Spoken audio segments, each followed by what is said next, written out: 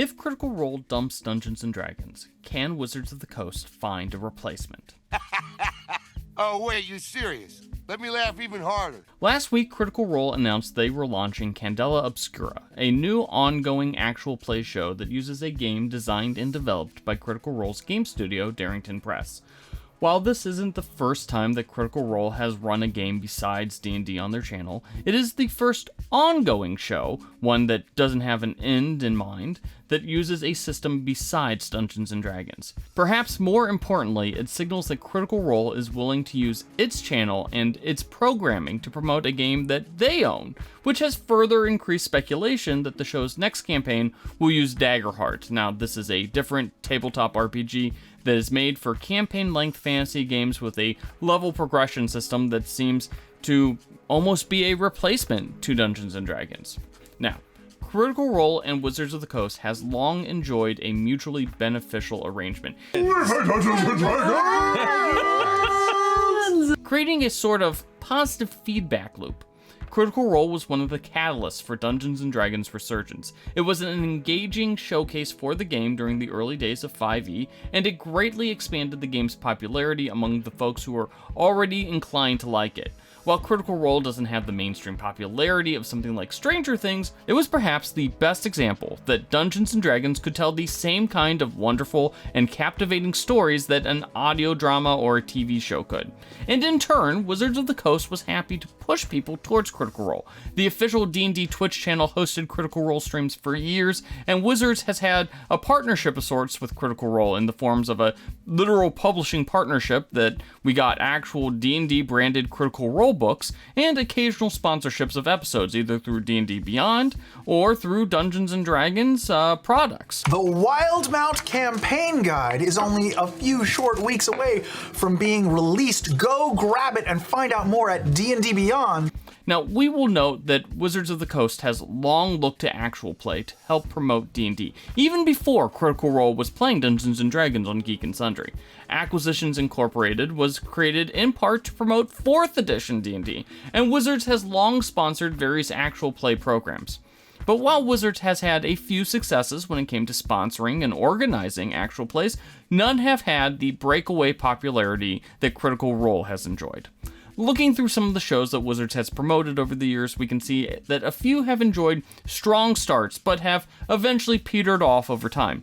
Legends of the Multiverse, for instance, a recent show, has over 250,000 views on their first episode on YouTube, but that has petered down to about 12,000 to 24,000 views per episode more recently. Black Dice Society, another great actual play show with a fantastic cast. Started off strong with 70,000 viewers on its first episode, but it dropped down to literally just a couple of thousand viewers when it ended its campaign. Now, Wizards has also had some unfortunate bad luck with some of its actual play shows. Dice Camera Action, arguably the closest thing that Wizards has ever had to a flagship show, was canceled rather unceremoniously due to a scandal that involved multiple cast members, and the follow-up series, Knights of Evening Star, never really enjoyed the popularity or the views that Dice Camera Action had. Now, Dungeons & Dragons has even tried to make their own A-list actual play casts basically appear out of thin air, and they haven't had much success with that. For example, Force Grey, a joint production between D&D and Nerdist, had some pretty great viewership and a cast with fantastic chemistry, along with a professional Critical Role-esque set and even better production values at the time. And D&D tried to replicate this with a second season by bringing back Matt Mercer as the DM, and with several new cast members that replaced the original cast. These were bigger household names like Joe Manganiello, Deborah Ann Roll. That second season started strong, but wound up losing 90% of its audience and only getting one additional season. Now, we will note that there's likely some differing goals to what Critical Role and what Wizards of the Coast was trying to accomplish. Critical Role wanted to build a brand, it wanted to build a creative platform, and eventually it wanted to build a media empire, and it successfully did all those things very, very well. Meanwhile, Wizards of the Coast's goal was to promote its game, Dungeons & Dragons, and to showcase the kind of stories and the kind of fun that you could have with D&D. Wizards didn't have the production budget that comes with having millions of Twitch subscribers, and I don't think it was really trying to capture the lightning that was Critical Role's success in a bottle, per se.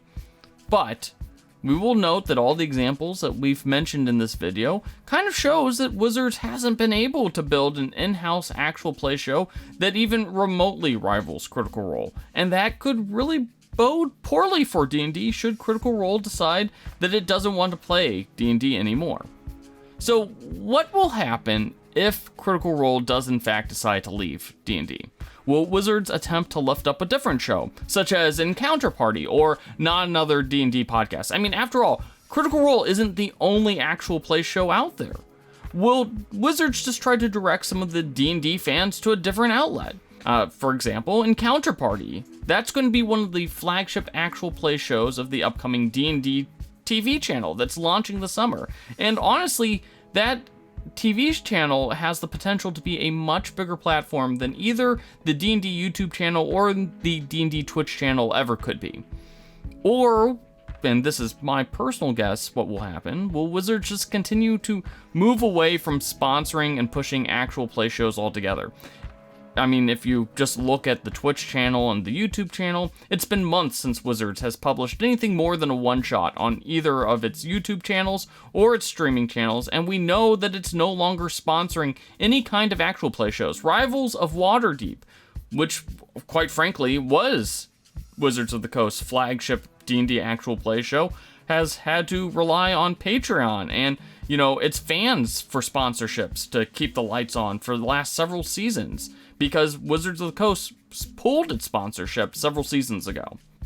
It seems that the powers that be have decided that D&D doesn't really need an actual play presence because people are just going to play and stream D&D anyways without Wizards of the Coast promoting anything. So if Critical Role leaves D&D, will Wizards of the Coast even look for a replacement at all?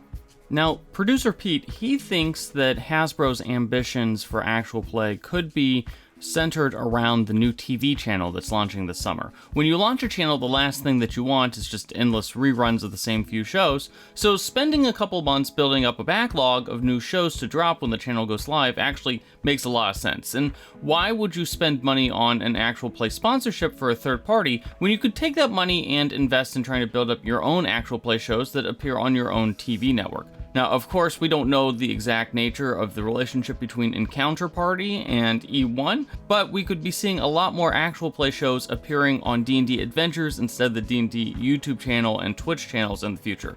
Either way, we'll find out for sure in the not-so-distant future. So, what actual play show do you think could replace Critical Role as the face of D&D, or do you think that it's there won't be a replacement to Critical Role should Critical Role leave D&D? Will we just not have a flagship D&D actual play show?